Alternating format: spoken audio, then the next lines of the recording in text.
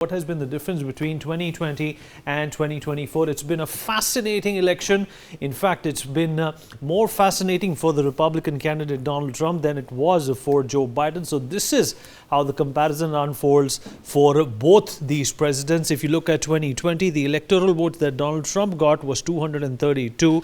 He is content with 277, but look at what Joe Biden got, or the Democratic Party got, in 2020. It was 306 as compared to 224, which Kamala Harris got, which is, of course, way below par, way below expectations, and disheartening for the Democratic Party as well. Let's take a look at 2016. Donald Trump defeated Hillary Clinton with 232 votes is what Hillary got. And Donald Trump, of course, did much better in 2016 as compared to 2024, where he had 306 electoral votes. It was an emphatic landslide victory for Donald Trump, who's going to become the 47th president.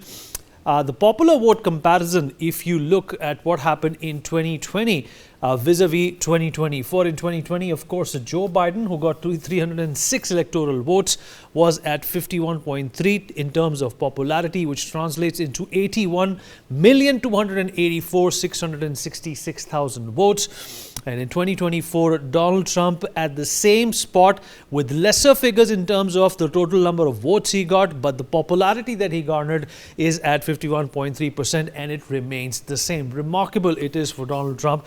A lot of people on social media are calling it the political comeback of history of its time. Okay, 2024 is, of course, what we're looking at this point in time. Look at the comparison: 306 for Donald Trump in 2016, 8 years ago, 277 electoral votes in 2024 with 51.3%. In fact, so the interesting part over here is, though he's gotten more number of votes, the popularity index at this point in time is almost the same. It's 51.1% in 2016. It was 51.3 in 2024. This is an interesting facet showing the depth of the people who in fact wanted to have Donald Trump as the next president against Kamala Harris. These are the 2020 results. If you look at Trump and the red states, of course, the swing states, including Pennsylvania, did not go to him. New York also did not go to him. In fact, Donald Trump is from New York. He was born in Queens. Biden, of course, getting 306, with California once again going to the Democratic Party, which has 54 electoral seats.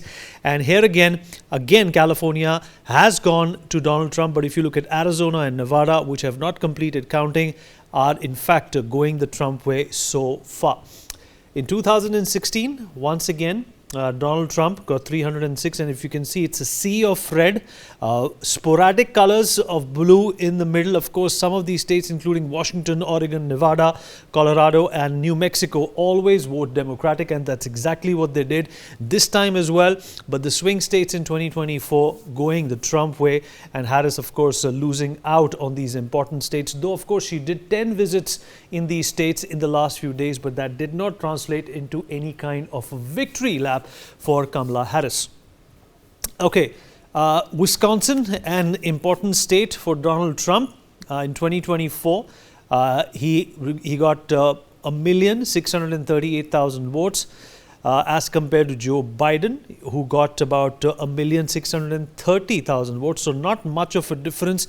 This is one of the key swing states, and you can tell that the margins here have been extremely minimalistic. And this is where the Trump magic, or perhaps the Trump image, has done wonders for him. Michigan, another important state, has 15 votes. Donald Trump getting 2 million and 2.5 million votes. Joe Biden in 2020, in fact, getting almost 3 million votes in the same state. It was an emphatic victory for the Democratic Party. As we all know, Donald Trump, coming at the back of a poorly managed COVID-19 pandemic, had made a lot of blunders, had made a lot of predictions which did not come true. And that was the reason that he lost. Pennsylvania, one of the most important swing states. In the beginning, the early trends did show that Kamala Harris was winning Pennsylvania, but it all boiled down to Donald Trump getting around 3.5 million votes. And that's more than 0.7% more than what Joe Biden got in 2020. North Carolina, another important vote where Donald Trump got 51.1% of the favor this time as compared to 2020, where he got 49.9%. The vote, if you can tell, there is a difference about a couple of lakhs, which in fact represents 16 electoral votes of the Electoral College in the United States. Very interesting facts that we get to see if you compare both these candidates. In Georgia, again, an important state, a very cold state in the northern United States, Donald Trump was able to manage 50.8% of the votes, which translates to 2,648,000 vis-a-vis what Joe Biden got at almost 50% with 2.5 million votes. So once again, the margins here have been difficult for either of the candidates, but it's these small margins which have literally defined who the president is going to be. In Arizona, where you have 11 electoral votes, Donald Trump with 50.9%, a million votes to him, and 1.5 million, a little more than 1.5 million for Joe Biden in 2020. So like I said earlier as well, 2020 was an emphatic, a landslide victory for Joe Biden, which of course Donald Trump refuted. He said that the elections were rigged. When he said the elections were rigged, he was talking about these important states. Nevada, of course, where Las Vegas is, Donald Trump in 2024 has managed to get 653,000 votes, and Joe Biden a little more than 700,000 votes. Of course, the voter turnout also this time a little lesser in Nevada as compared to what we got to see in 2020 for Joe Biden. Wisconsin, another important state, Donald Trump with 51% of vote, and Donald Trump, and again in 2016, got about 1,400,000 votes. He's bettered that count with a couple of hundred more thousand. So that again tells you that these margins have played and have added up for the kind of victory that Donald Trump has been able to garner. Once again, in Michigan, a cold state, Detroit is the capital, home of the automobile industry in the United States. Donald Trump with 51.1% in 2024 and 47.3% in 2016. It represents 15 electoral votes. Remember, these electoral votes all add up to take the count to 538. Whoever gets above 270 is the victor. Donald Trump has 277 this time around. Pennsylvania, as we keep going back, is a very important state. This is the difference in votes that Donald Trump has been able to achieve, and if he's gotten around 500,000, 500,000 votes more in 2024, it says a lot about Pennsylvania, because most of these voters were sitting on the fence, not sure whom to vote for. This time they feel that their issues are best represented by Donald J. Trump. North Carolina, again, 2 million, I beg your pardon, and 900,000 votes approximately, as compared to 2,200,000 votes for Donald Trump in 2016. Another increment of 600,000 votes, which again goes on to show you that people wanted to vote for Donald Trump in North Carolina because of the issues that they have been talking about.